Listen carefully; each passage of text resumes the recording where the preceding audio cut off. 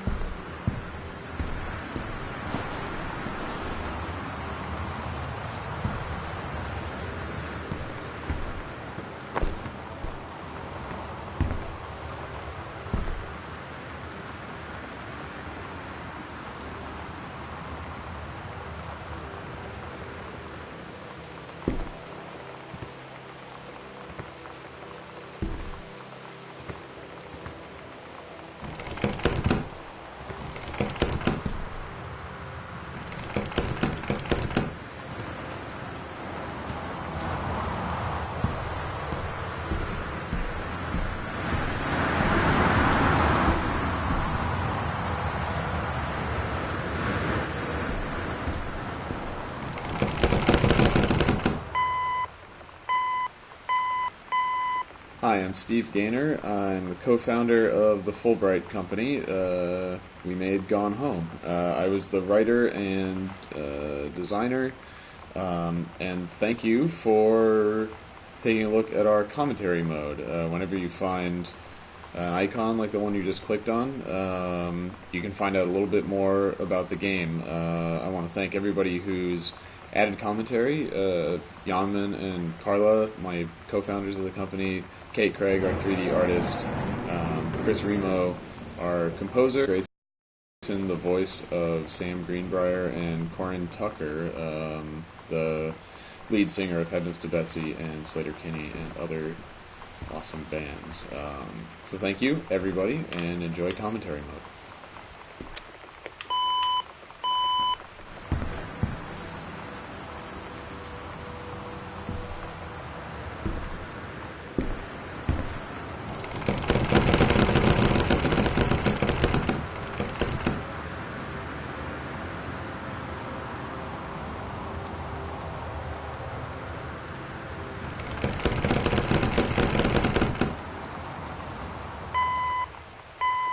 Hi, I'm Steve Gaynor. I'm the co-founder of the Fulbright Company.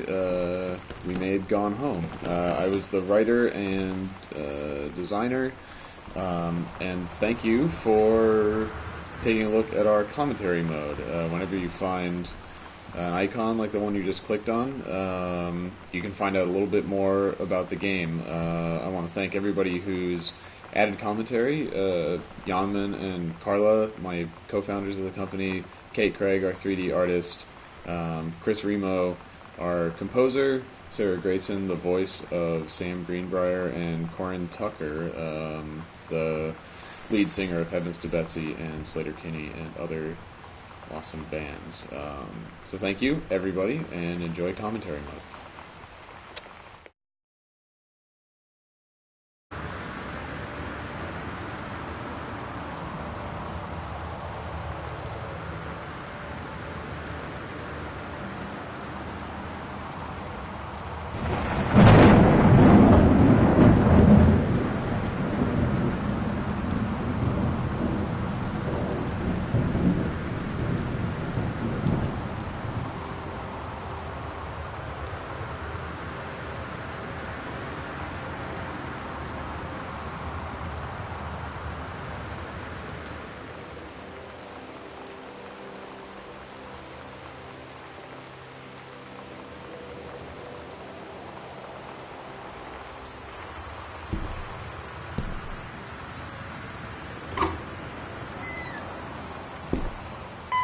So Christmas Duck. Christmas Duck is a fan favorite. He's kind of a mascot, I guess, and I think that's partly because it's a weird concept, a Christmas duck, and partly because it's like the first unique thing that you encounter in the game.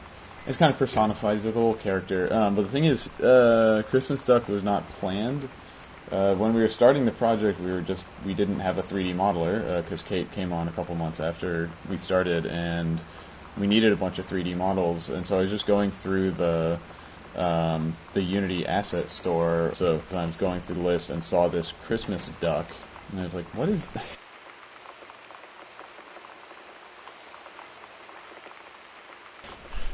Okay, and I grabbed it, and we used it as like a test object just to set up the system where you can grab stuff and carry it around. And then I ended up saying, all right, we got this Christmas duck, I'll hide the key under it. And instead of replacing the free model with a totally different thing, just made a real version of it. And Carla modeled it, and Kate textured it, and we kept him in the game. And we're glad, because he's everybody's little friend. Good old Christmas duck.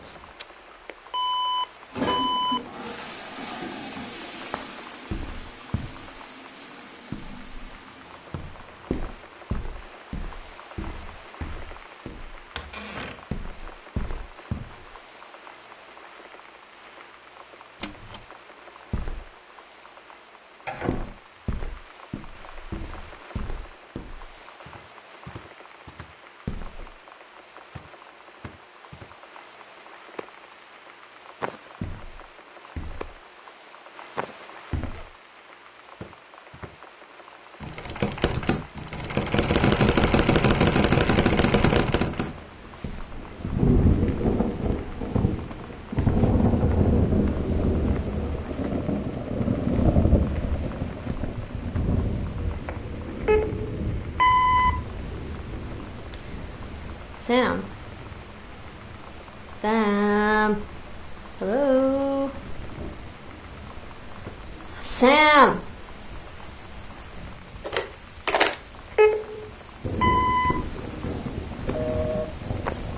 Sam, where are you? Really? I need to talk to you.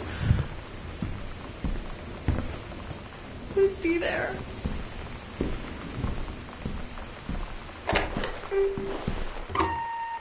Hi, Mom. So I got my ticket home from Europe. I get back on June 6th, but it's a really late flight because that was the cheapest, so it gets in at midnight. But don't worry, I'll get a shuttle from the airport so you don't have to pick me up. Like, really seriously, you don't have to. Okay, so, love you. See you soon. Bye.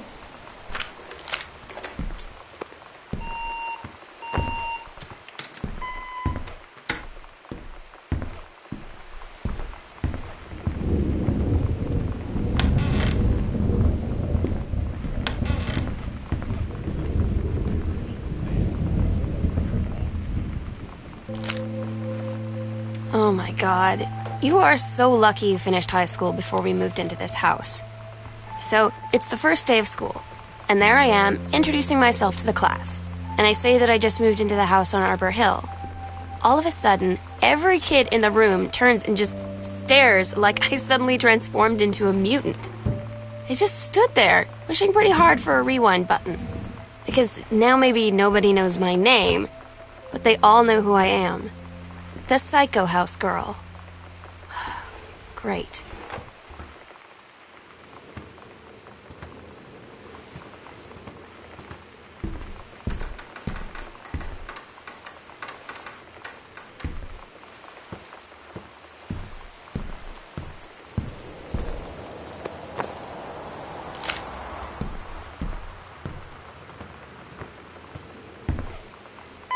Inside of this file folder, you find the first combination code in the game.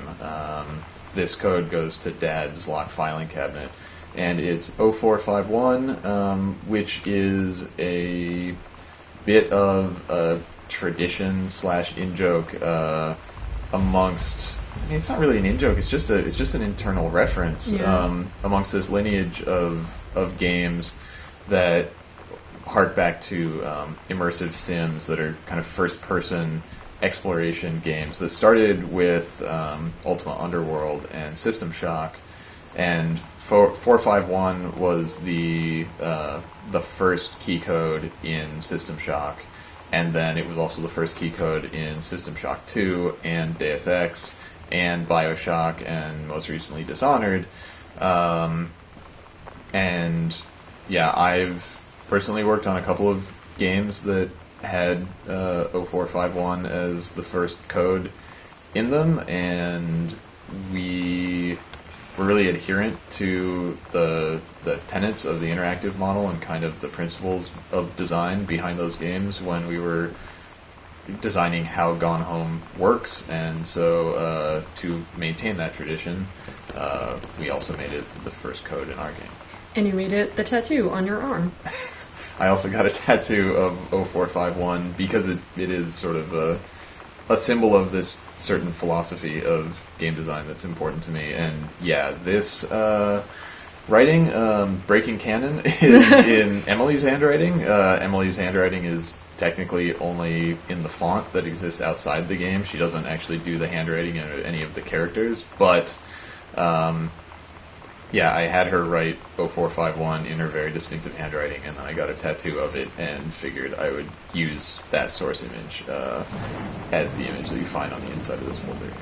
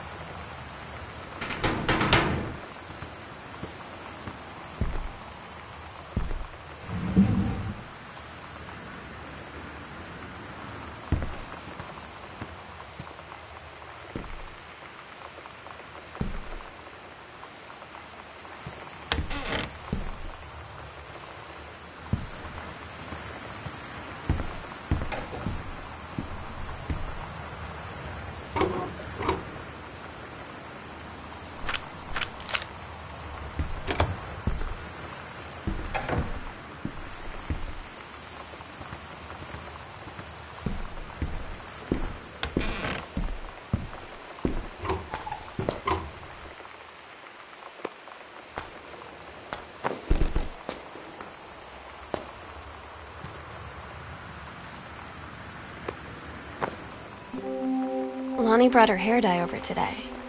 She said, I need to fix these roots. Think you could help? Dyeing hair is weirdly intimate. I don't know if I've touched someone else's scalp before. That's pretty intimate, right? It felt intimate.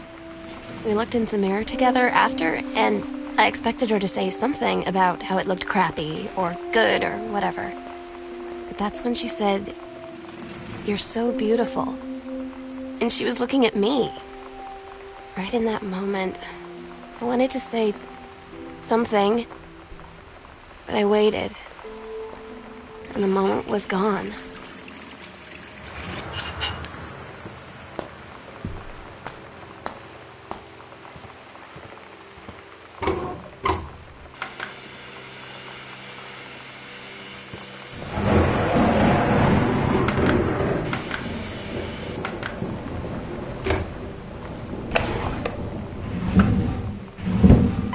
The life cycle of the condom. The life cycle of the condom. That's not a real thing, Steve. The life cycle of the condom. All right. By Carla Zamanja. Is as follows. Initially, the condom was a separate plot point. It was an actual plot point.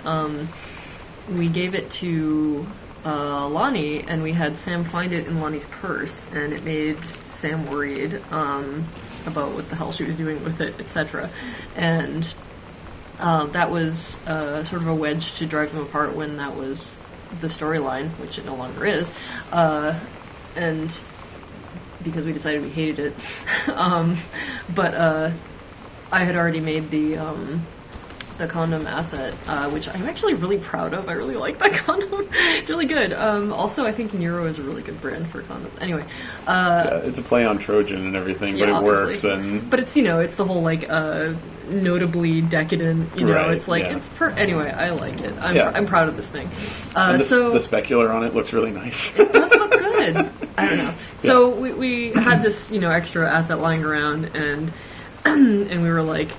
We were all, oh, it's a shame that it's going to waste, but, whatever, sometimes things don't get used. And then we remembered the horror of digging around in your parents' drawers and finding their condoms and stuff and being just utterly fucking horrified. And we decided we would give that to you, the player. Okay, the Wildfire book. Oh man, look at this thing.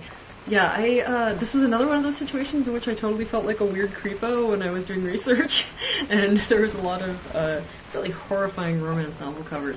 This poor guy was on somebody's Flickr account that was allowed, that was a Creative Commons attribution licensed. And I think he was playing volleyball or something. And I don't know. So you just put suspenders Yes. on him and put an axe in his hand, and now he's a fireman. Yes, I did. It's the I best. did it, and I will cop to it, and I do it again.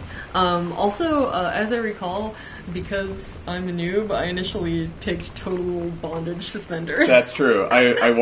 So you had started working on it, and I went upstairs, and then I came back down. And like Yara and I were like, look, we're all like, what should we do for this? And thing? I was like, yeah. those are fucking leather daddy suspenders. What are you doing? And what I should have said is, damn it, he noticed.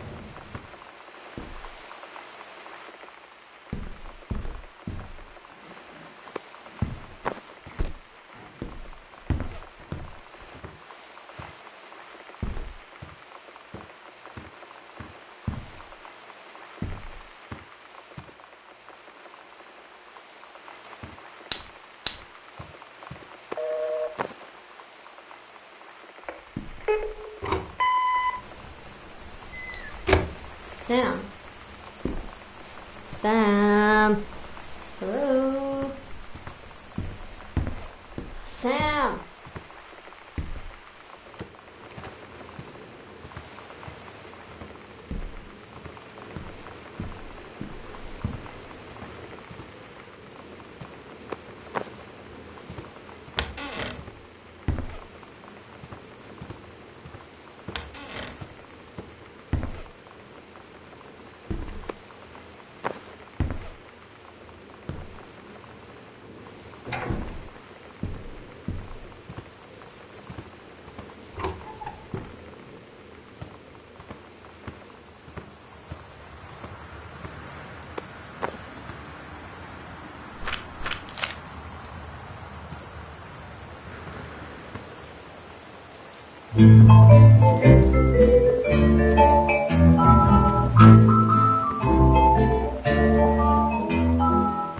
Somehow I always knew that someday we'd be through.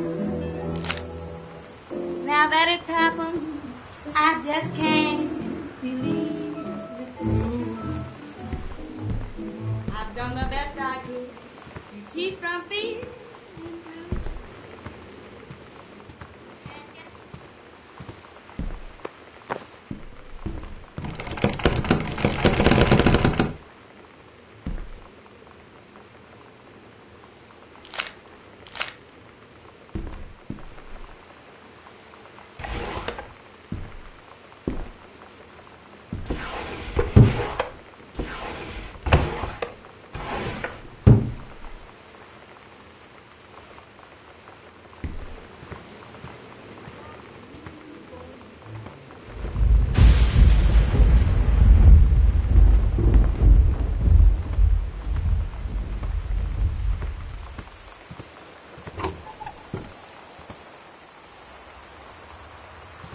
Residents are strongly urged to stay indoors and secure all.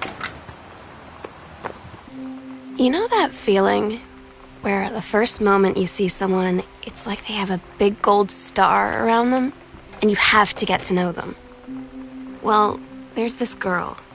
I think she's a senior. She's usually dressed kind of punk, but sometimes I see her in this, army uniform, and she's always drawing in this notebook, looking so intense. I had no idea how I would ever, have an excuse to talk to her. Till I noticed she and her friends hang out and play Street Fighter at the 7-Eleven every day after school.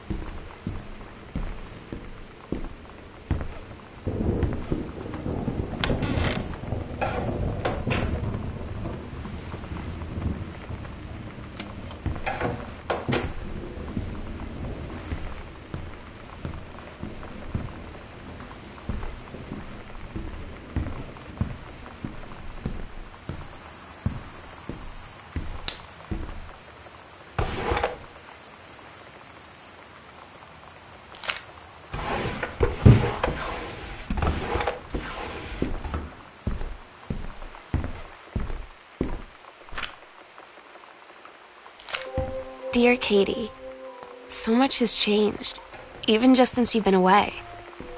We moved into this house. I'm at a new school, and my big sister being gone for a year doesn't make it any easier. It doesn't feel real. But I'm not gonna let it faze me. I used to tell you everything, and if I can't do it in person, because you're off gallivanting around who knows where, I'll tell it to this journal, just like I was talking to you.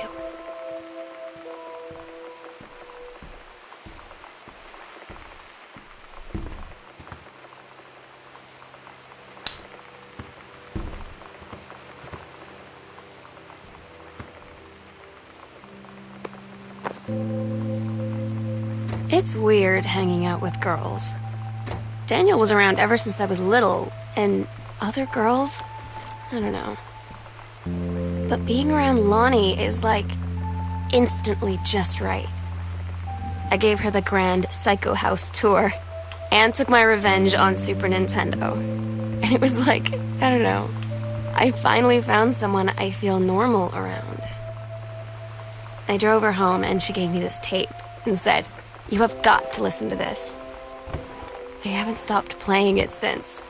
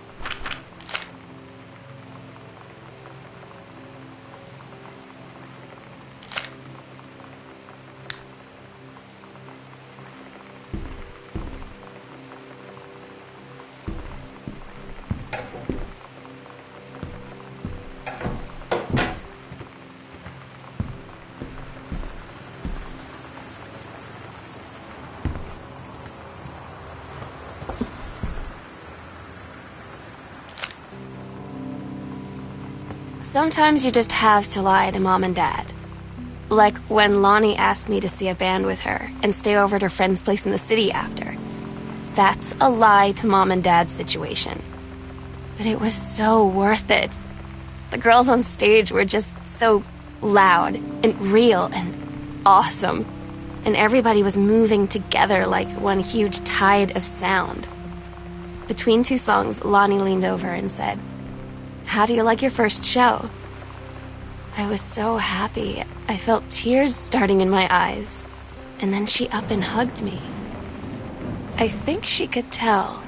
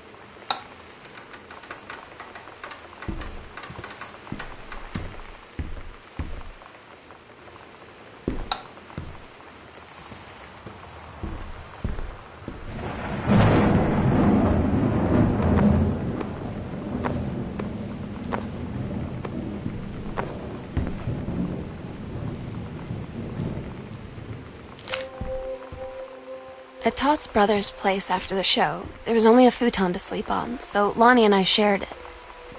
The lights went out. I was turned toward her. My eyes started to adjust, and then I could see she was looking at me, too. In the dark, she smiled. My heart was beating so fast. I rolled over. I felt so, I don't know, nervous. After a minute, she put her arm around me and was so close and whispered in my ear, "I really like you." I just nodded my head, and I really hoped she could tell. I really hoped that she meant what I think she did. I felt like a shook-up can of soda ever since. I hope we have the chance to talk before I explode.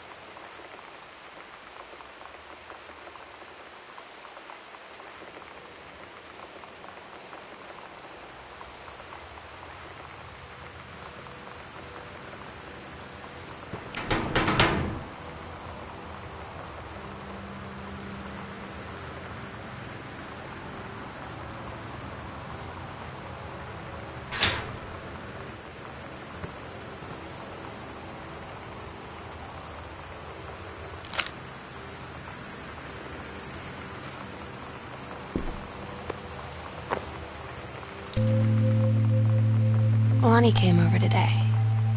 Everything was different. She was sitting at my desk chair, and she wouldn't look at me. Finally, I asked her what was going on. She said she felt like she'd done something wrong that night in the city. Like I must think... But I said no. There was nothing wrong. I just wanted to say...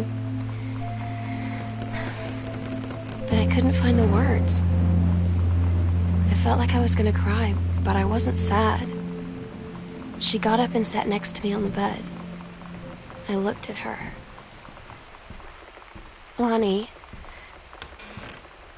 do you think you could ever... And that's when she kissed me.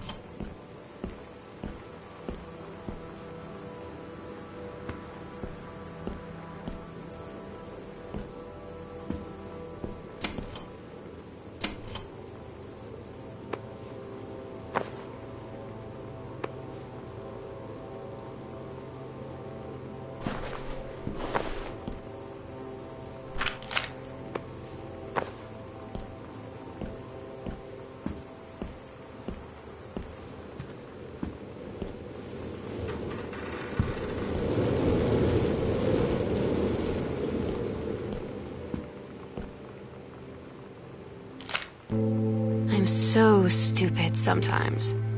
I was telling Lonnie that I got into my college summer program thing, and I was all making plans like, you should come visit me, stay in my dorm room. But she said, Sam, I ship out on June 6th. I was like, ship out? To where? She said, to basic training. What did you think I was doing all that ROTC stuff for? I guess she's been planning to join the Army right after high school since she was like 12. And I guess she's really going to do it.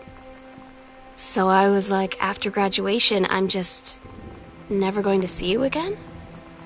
She said, let's just have fun while we can.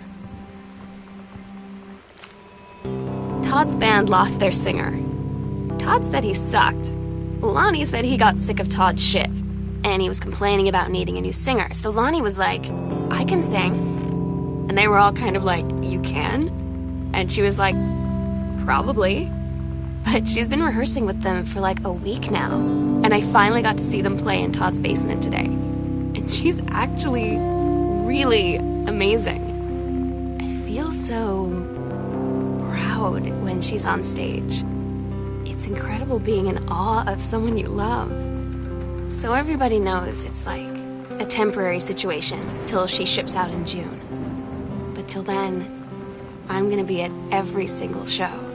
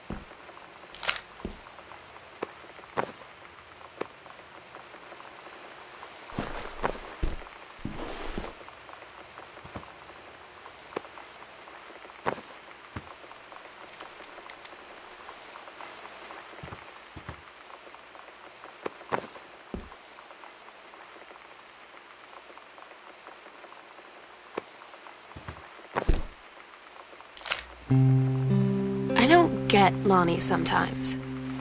Like, her band, and our zine, and her hair, and everything are all anti-authority. But I watch her in JROTC, and she's doing drills in perfect formation, following orders, no question. And there's all this stuff in the news about don't ask, don't tell. Like, she's going to join the Army and then have to lie about who she is. She said they don't need to know what they don't need to know. Like, they tell you to stick with the group on field trips, Katie. There's a reason for that. Lonnie and I snuck off on the side paths at Multnomah Falls and got a little lost. Okay, a lot lost. Like, for hours.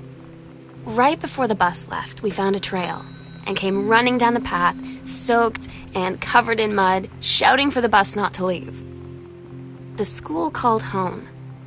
Mom and Dad said, you didn't get into trouble like this before you met that Lonnie girl. But I don't think they know about us. The kids at school, though, I'm really afraid that's a whole other story. Stick with the group, Katie. Stick with the group.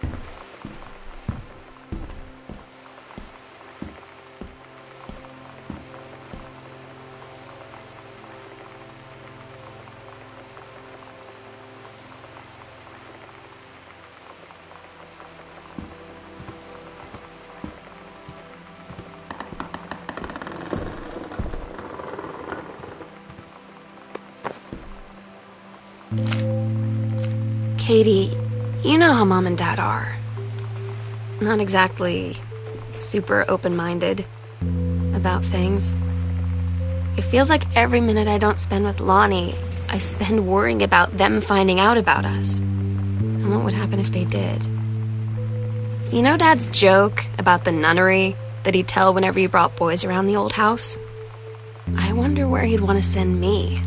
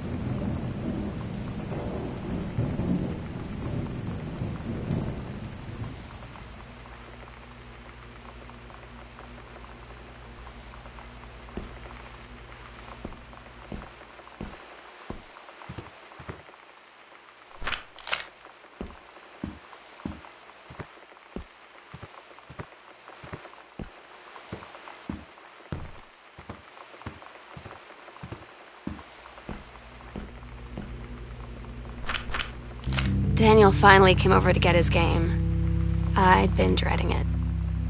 But he brought this story with him that I wrote when we were little. I started reading it, and then there I was, crying at the kitchen table. He asked what was wrong, and I was thinking about how we used to be friends, how much I'd taken for granted. But instead, I told him about school, and Dad, and Lonnie. And then how sorry I was that I wasn't his friend anymore. He gave me a hug and said it was going to be okay. For some reason, I almost believed him.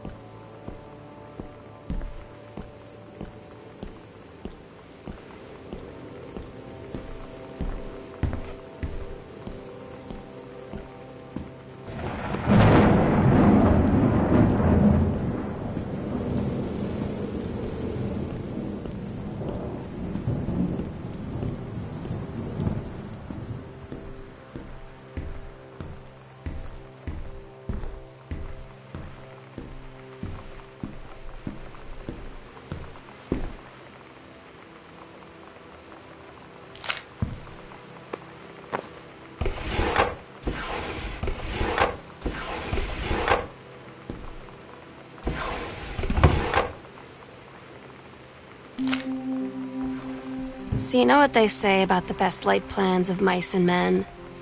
Yeah, turns out it applies to Street Fighter too. At least I worked up the courage to walk into the 7-Eleven and ask for a turn, but all that practice at home did not exactly translate in the wild. So after I was finished getting my butt kicked, I followed them outside while they smoked. And that was when she asked me if I was that psycho house girl. But then she said she's always really wanted to see the psycho house. Her name is Lonnie. She's coming over tomorrow.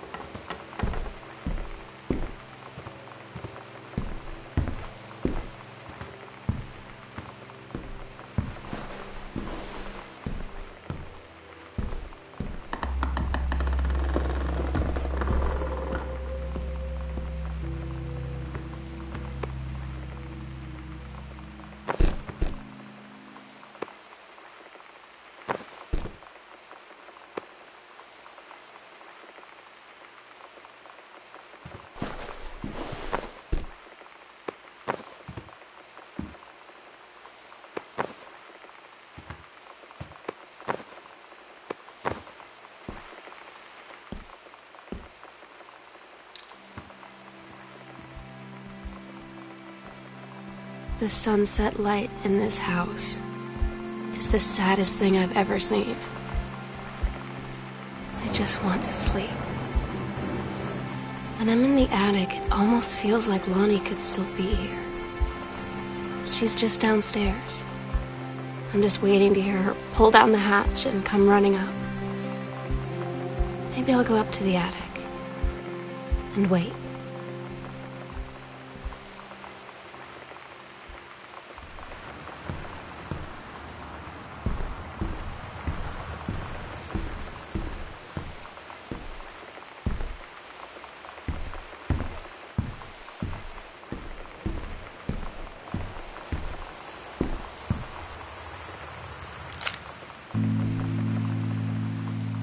Oh my God. Katie, I fell asleep in the attic, in Lonnie and my old spot, and I missed the first 2 calls. I just barely caught the third one before the machine got it. And it was Lonnie, on a... So this is the last room in the game, or at least the last room chronologically in the story. You need it. You did it! Yeah, this is where you find Sam's journal that you had been hearing diary entries from. And it's revealed, or I guess implied retroactively, that, you know, the game has been taking place in a flashback, basically, and Katie read Sam's diary that was addressed to her and is now thinking back to what she saw in the house.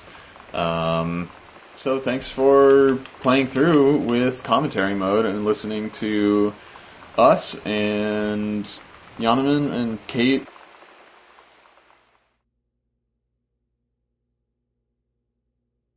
Katie, I'm so sorry that I can't be there to see you in person, that I can't tell you all this myself. But I hope as you read this journal, and you think back, that you'll understand why I had to do what I did. And that you won't be sad, and you won't hate me, and you'll just know that I am where I need to be. I love you so much, Katie. I'll see you again, someday. Love,